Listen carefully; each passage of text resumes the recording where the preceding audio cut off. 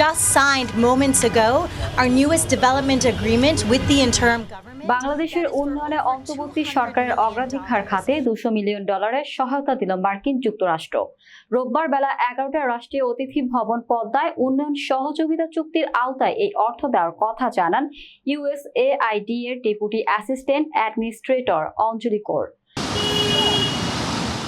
তিনি বলেন, বাংলাদেশের নতুন অন্তর্বর্তীকালীন সরকারের সময় প্রথমবারের মতো যুক্তরাষ্ট্রের প্রতিনিধি দলের অংশ হতে পেরে ভালো লাগছে।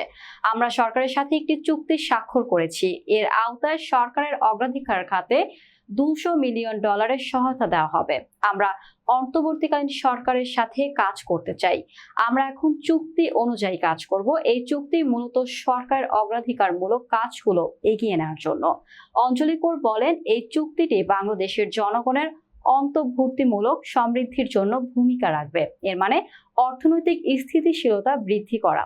আমরা স্বাস্থ্য শাসন ব্যবস্থার দিকে গুরুত্ব দিচ্ছি। তরুণদের ক্ষমতায়ন নিশ্চিত করে তারা যাতে দেশের জন্য ভূমিকা রাখতে পারে সেদিকে নজর দিচ্ছি। বাংলাদেশের জনগণ এখন মূল অগ্রাধিকার। আমি ডক্টর ইউনূস সহ অন্যান্য উপদেষ্টাদের ধন্যবাদ জানাতে চাই। তাদের সাথে খুবই গুরুত্বপূর্ণ আলোচনা হয়েছে। আমরা সামনে একই সঙ্গে আরো কাজ করার প্রত্যাশা করছি। তিনি জানান, এটি কোনো অ্যামেন্ডমেন্ট নয়, এটি নতুন চুক্তি। এটি 2023 অর্থ বছরের জন্য, সুতরাং এটি নতুন অর্থায়ন অন্তর্বর্তীকালীন সরকারের জন্য।